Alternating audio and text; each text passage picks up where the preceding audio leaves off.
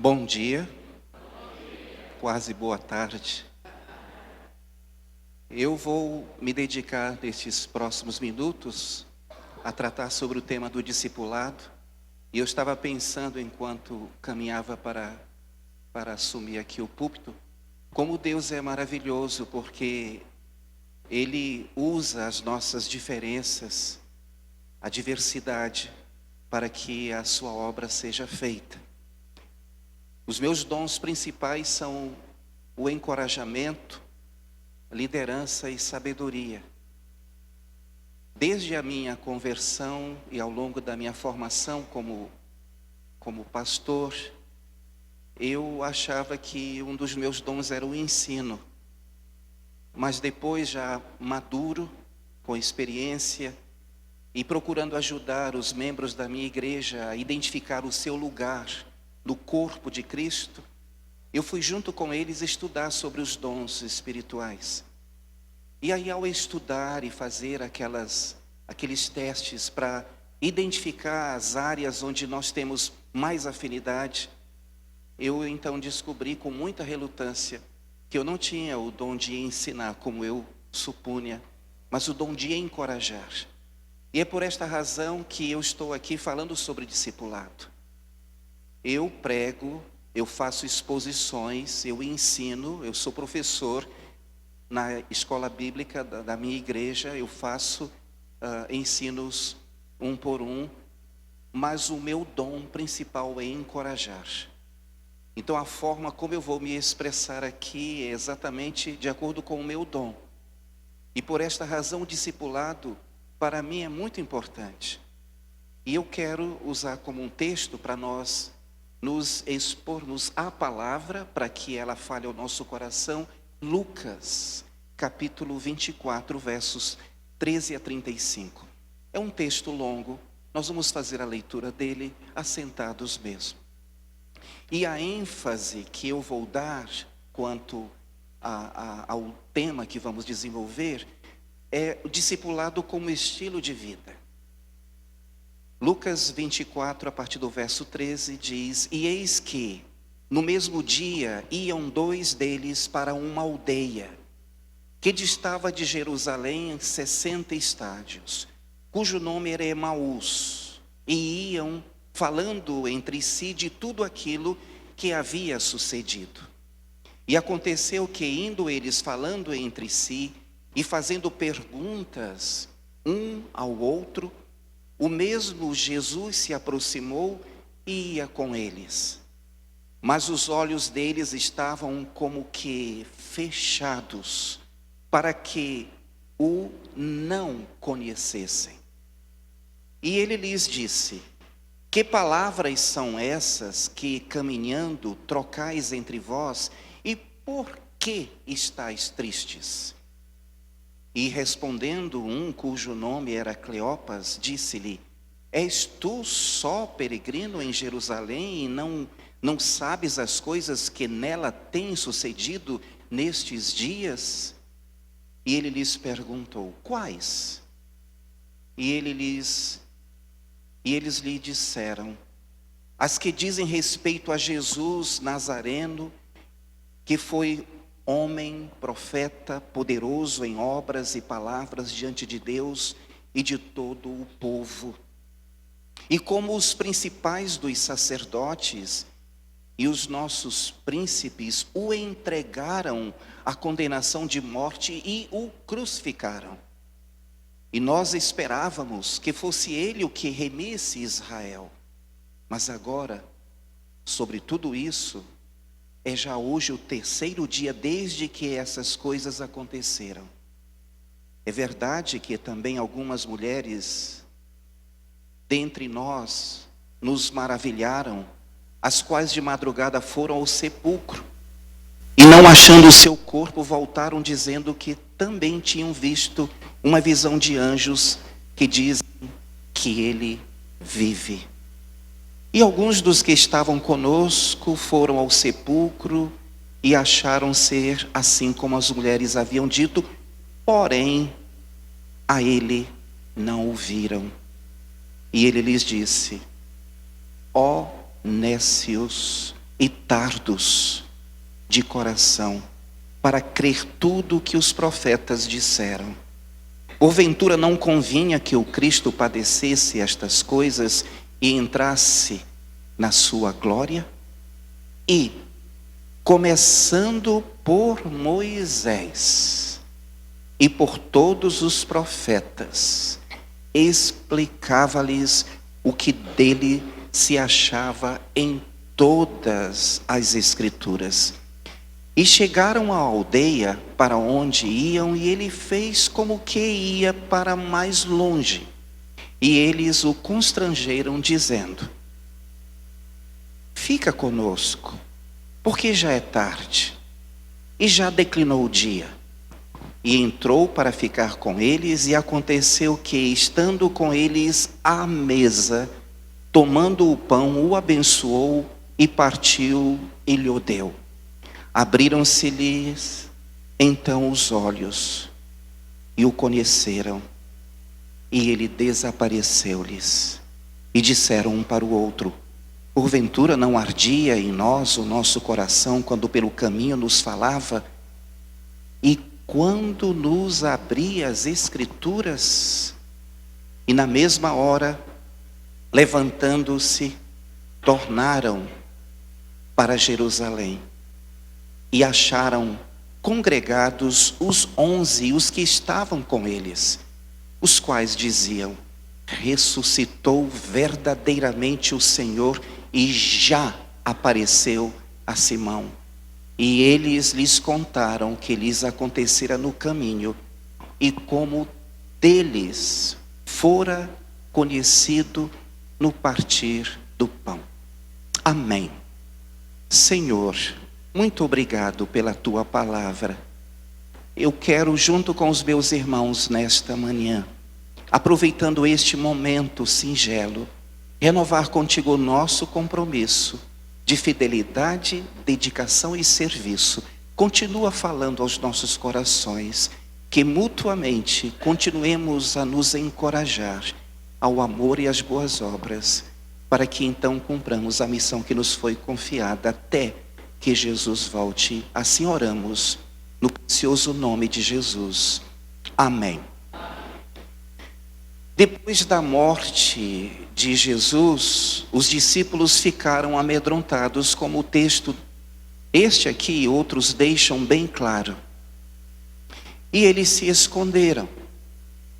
Estes dois discípulos aqui, um chamado Cleopas e o outro que não temos aqui citado o nome, estavam voltando para as suas casas. Provavelmente acharam que a sua missão como discípulos havia acabado.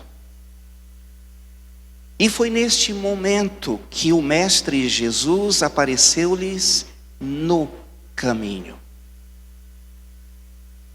Ser discípulo significa ser seguidor. Eu tenho trazido este entendimento para o meu coração, não só aqui na minha mente. Ser discípulo é ser um seguidor integral do seu mestre.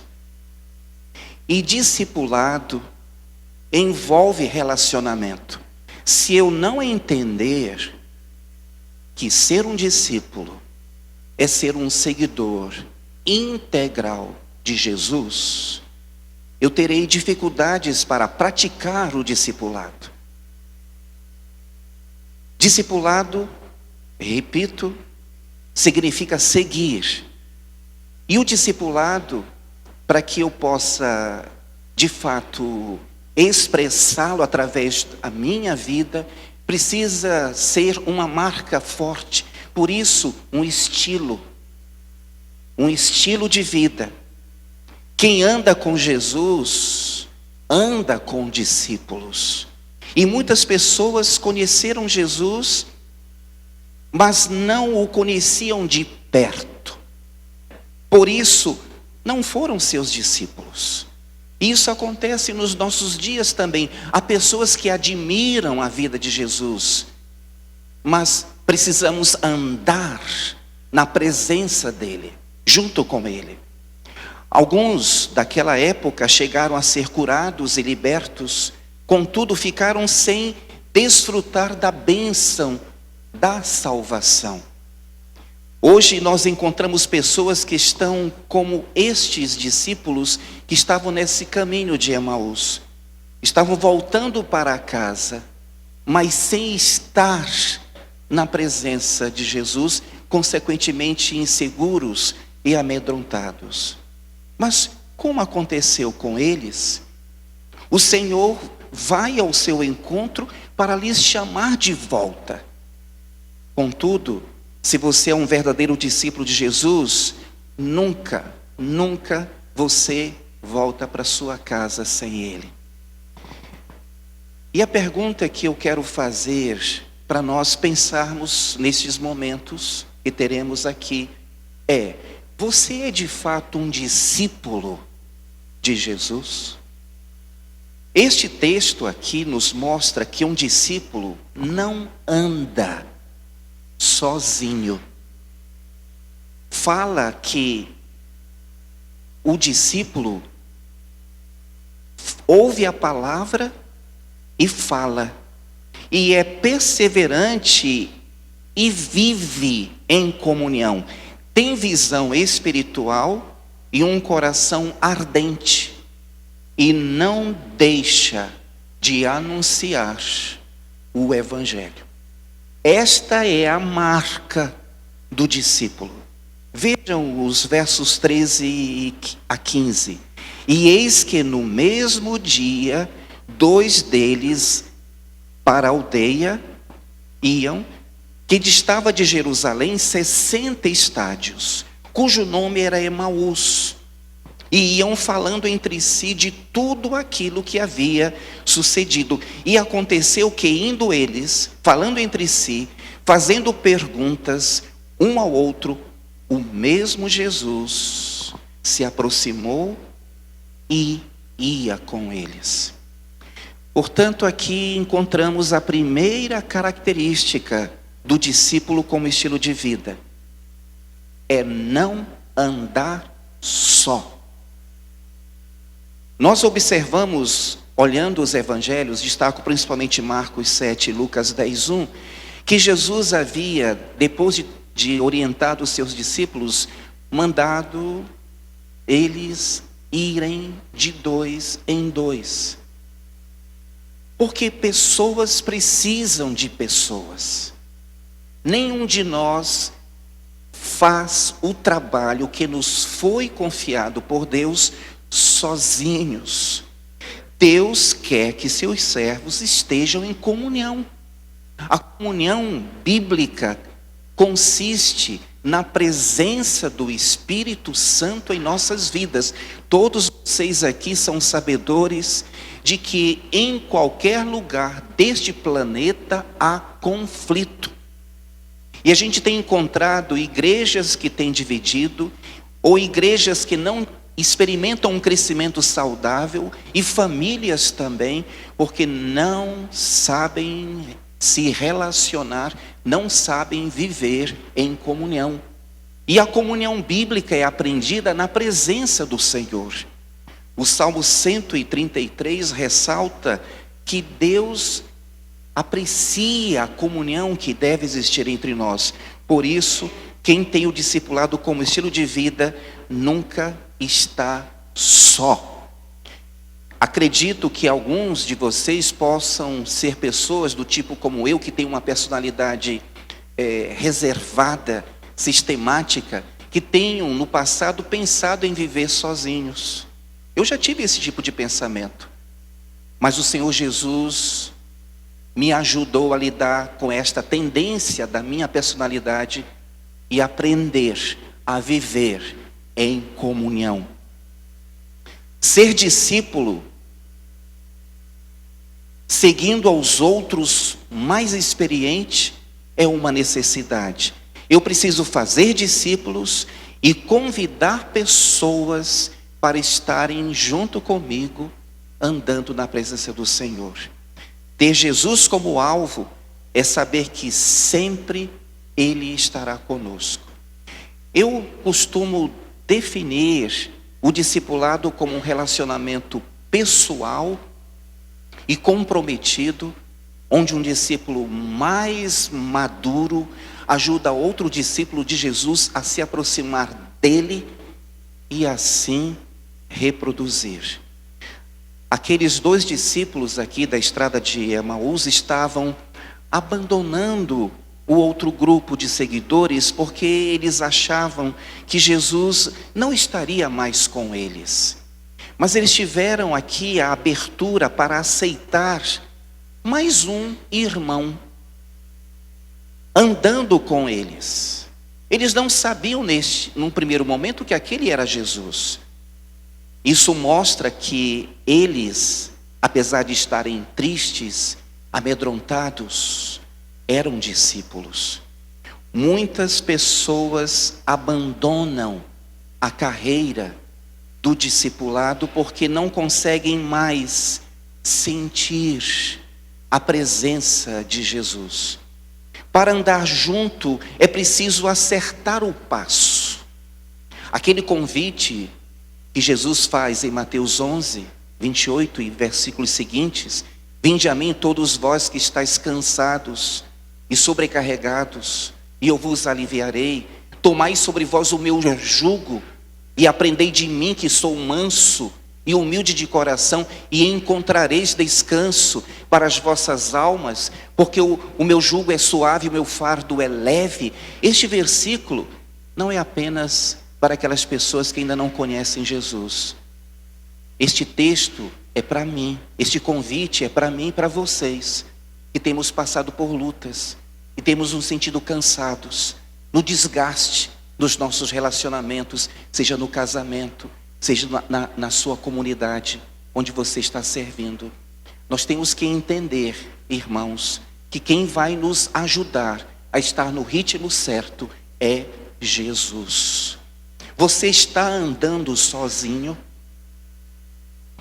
Se você está andando só, no automático, não tem deixado o ministério porque você já se acostumou com o ministério, mas está com o coração ressentido, amargurado, triste, amedrontado, volte para o discipulado. Não ande só. Nos versos 25 a 27 encontramos a segunda característica do discipulado. O verso 25 diz: e ele lhes disse: ó nécios e tardos de coração, para crer tudo o que os profetas disseram. Porventura não convinha que o Cristo padecesse estas coisas e entrasse na sua glória? E começando por Moisés e por todos os profetas, explicava-lhes o que dele se achava escrito nas Escrituras. A segunda característica do discipulado como estilo de vida é falar e ouvir as Escrituras. Os 2 discípulos de Emaús estavam falando sobre as Escrituras. E o que aconteceu com Jesus? Eles estavam entre si conversando e abriram seus olhos diante do Mestre, mas sempre se lembrando das Escrituras. Olha o verso 18. E respondendo um cujo nome era Cleopas, disse-lhe: és tu só peregrino em Jerusalém e não sabes as coisas que nela têm sucedido nestes dias? E ele lhes perguntou: quais? E eles lhe disseram: as que dizem respeito a Jesus Nazareno, que foi homem, profeta, poderoso em obras e palavras diante de Deus e de todo o povo, e como os principais dos sacerdotes e os nossos príncipes o entregaram à condenação de morte e o crucificaram. E nós esperávamos que fosse ele o que remisse Israel. Mas agora, sobre tudo isso, é já hoje o 3º dia desde que essas coisas aconteceram. É verdade que também algumas mulheres dentre nós nos maravilharam, as quais de madrugada foram ao sepulcro e, não achando o seu corpo, voltaram dizendo que também tinham visto uma visão de anjos que dizem que ele vive. E alguns dos que estavam conosco foram ao sepulcro e acharam ser assim como as mulheres haviam dito. Porém, a ele não o viram.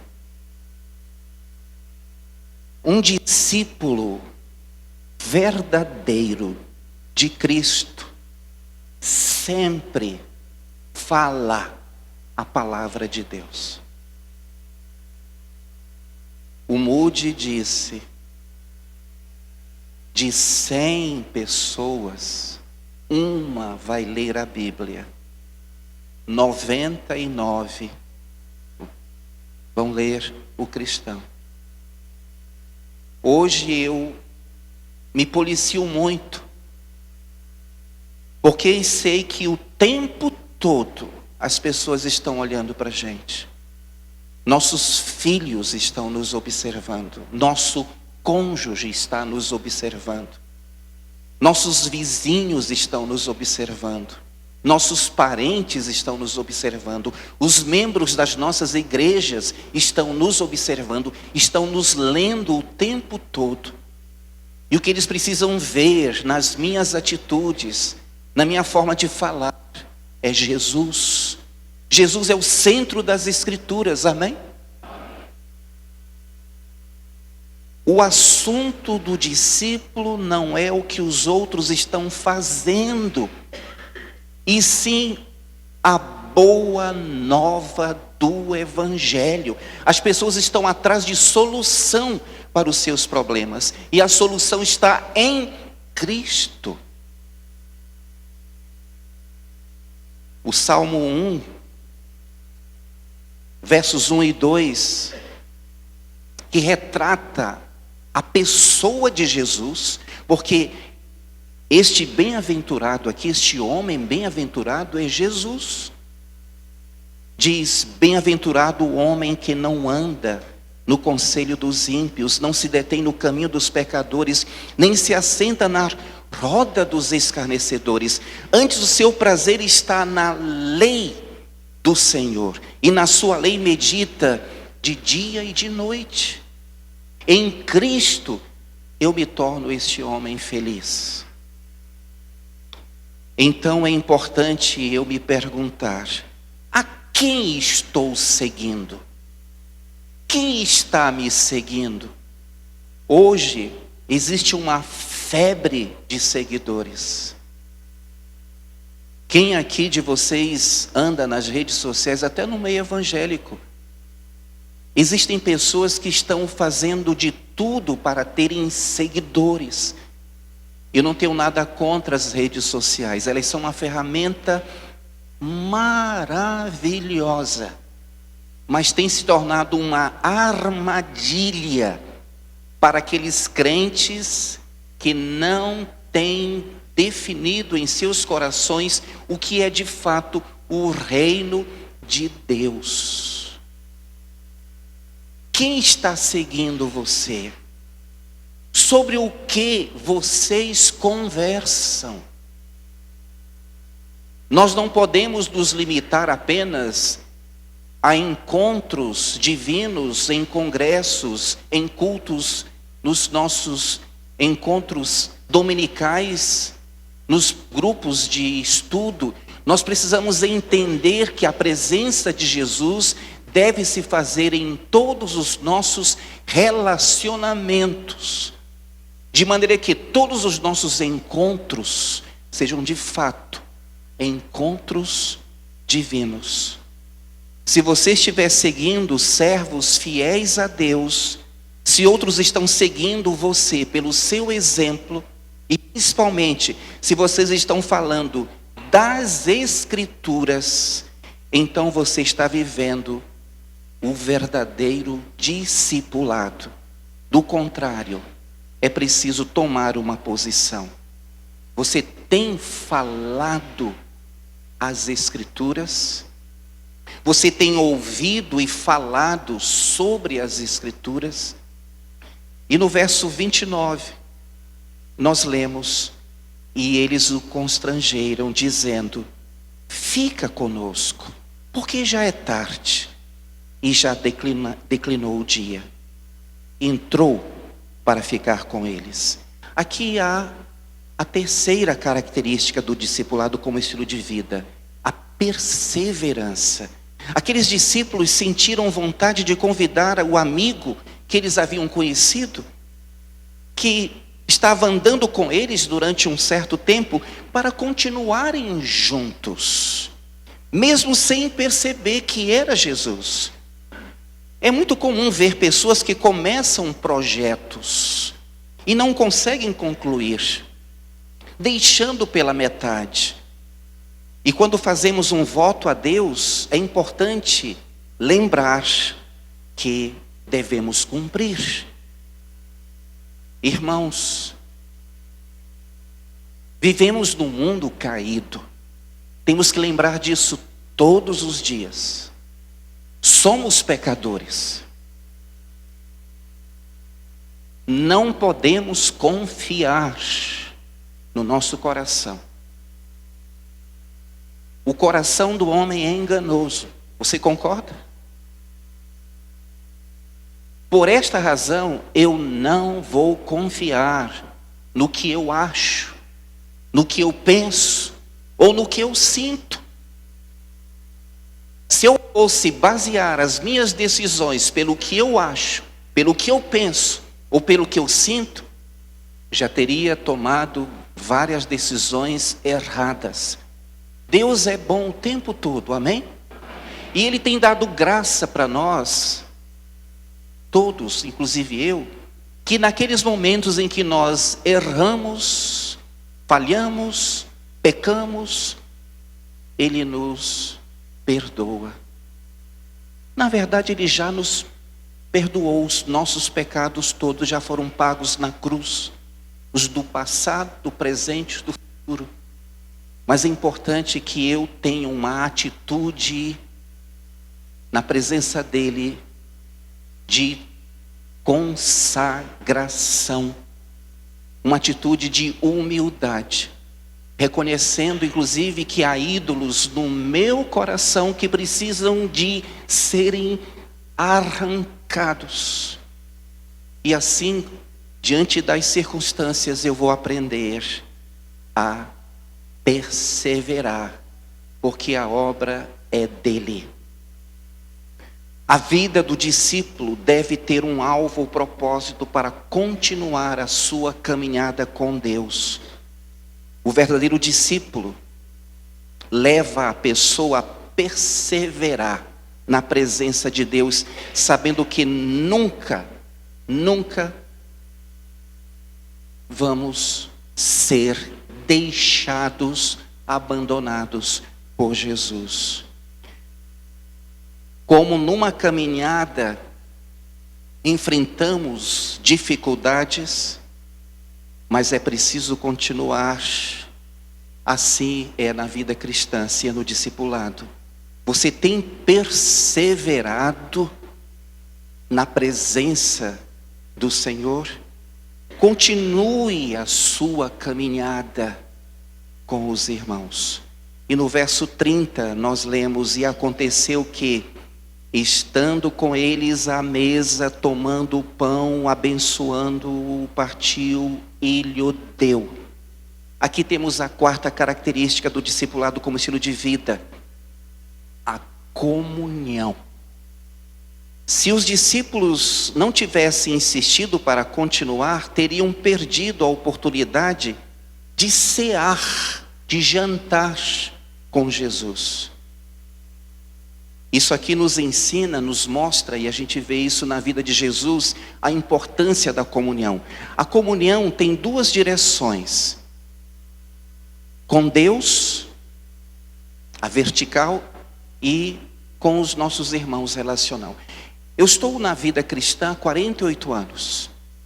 Eu me converti com 12 anos.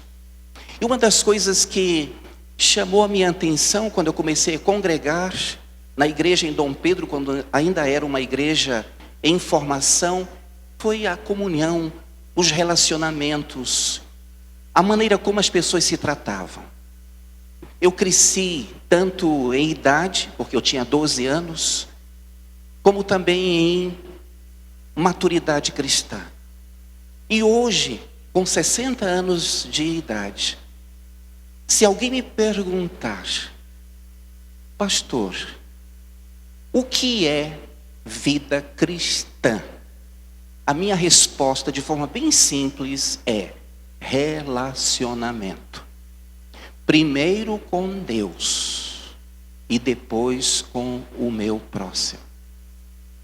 Se eu não tiver vida com Deus, eu não terei relacionamento saudável com as pessoas. Quando convidamos nosso irmão para estar conosco, Jesus se faz presente, porque Ele prometeu: onde estiverem 2 ou 3 reunidos em meu nome, ali estou no meio deles. Amém? O mestre também nos ensinou: se alguém te obrigar a andar 1 milha, vai com ele 2. Isto tem que ser vivenciado no dia a dia. Nós estamos acostumados a usar copos descartáveis e da mesma maneira estamos acostumados a descartar as pessoas. Esta não é a vontade de Deus, que nos manda levar a nossa cruz para viver em comunhão com os irmãos. E eu entendo que tomar a cruz e seguir a Jesus consiste em eu estar disposto a eu morrer para os meus desejos, para os meus anseios, e estar disposto realmente a andar com aquele que é difícil, que é complicado, que é diferente de mim, que tem modos diferentes. Por exemplo, eu sou muito quieto, sou muito calmo, é o meu estilo. Alguém barulhento do meu lado vai me incomodar. Mas o Senhor Jesus tem me ajudado a aprender que essas pessoas diferentes enriquecem a minha vida e o meu ministério. Você tem perseverado em comunhão? Se você quer ser meu discípulo, disse Jesus, tome a sua cruz, negue-se a si mesmo e siga-me. Eu quero encerrar este ponto fazendo um desafio. Você está disposto a ficar no prejuízo? Vou deixar vocês com essa ideia para vocês refletirem. Você está disposto a ficar no prejuízo? Verso 31. Abriram-se-lhes então os olhos e o conheceram, e ele desapareceu-lhes. Aqui está a 5ª característica do discipulado como estilo de vida: a visão espiritual.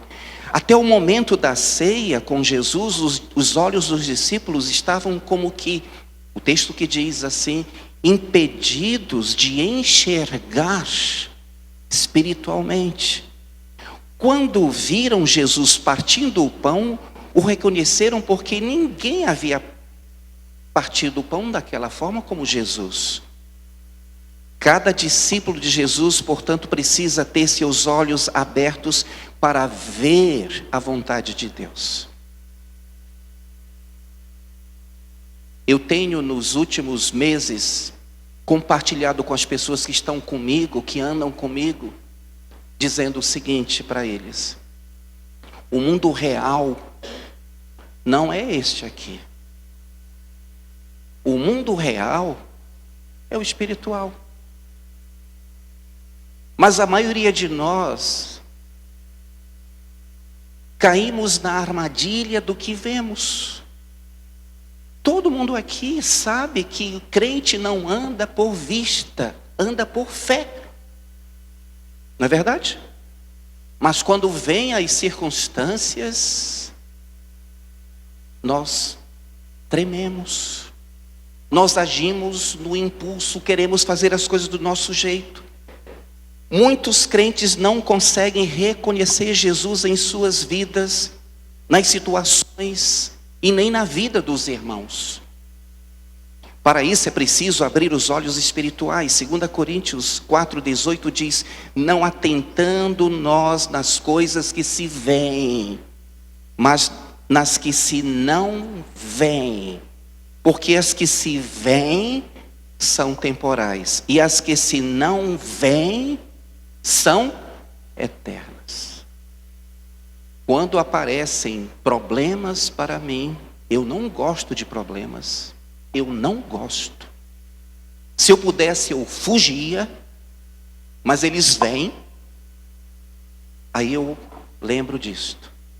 E eu enfrento, confiado no poder do Espírito que habita em mim. Outro dia eu estava conversando com um diácono, eu corro com ele 3 vezes na semana. E nós nos encorajamos mutuamente. E corremos, e ele fala, ele vai me levando na conversa. Ele já me fez correr 7 quilômetros. Porque ele que fica contando a quilometragem, o tempo, e conversando. E falando sobre uma situação difícil, ele falou para mim: pastor, eu não saberia o que fazer nesta situação. E eu respondi para ele: eu também não. As pessoas acham que quando vêm conversar comigo que eu já tenho a resposta. Eu não tenho. Eu confio no perfeito conselheiro, que é o Espírito Santo. E este perfeito conselheiro que ilumina os pastores para que preguem a palavra, que nos conduz em nossos ministérios, é o mesmo Espírito que habita em cada crente e que capacita cada um de nós a viver segundo o seu padrão. Deus quer fazer uma obra espantosa em nossas vidas, mas precisamos ter uma visão espiritual, uma visão do reino. Verso 32 diz: e disseram um para o outro, porventura não ardia em nós o coração quando pelo caminho nos falava e quando nos abria as Escrituras? Aqui está a 6ª característica do discipulado como estilo de vida: um coração ardente. Mesmo diante da desilusão que estavam vivendo, os discípulos disseram que sentiram seus corações arderem enquanto ouviam a palavra de Deus. João Wesley teve uma experiência com Deus enquanto ouvia uma mensagem, e o seu coração começou a arder.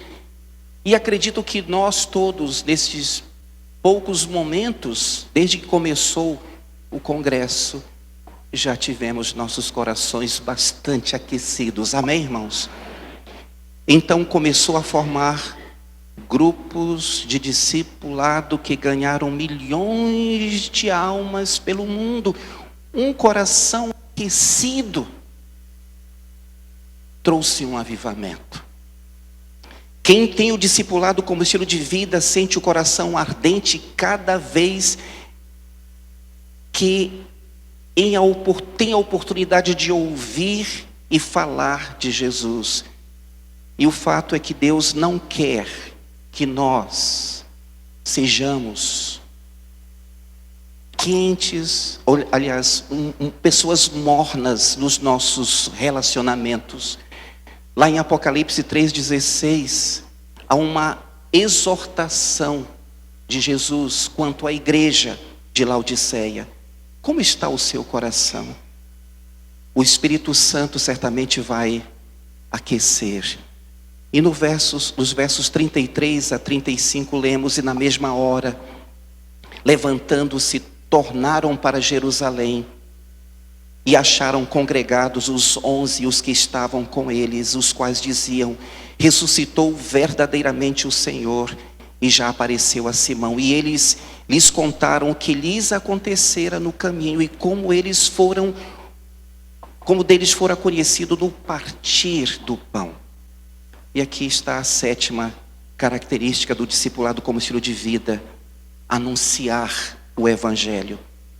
Assim que eles tiveram a boa notícia de que haviam visto a Jesus, os discípulos saíram rapidamente, sem se importar com o horário, que já era tarde, e voltaram para Jerusalém para contar: Jesus ressuscitou.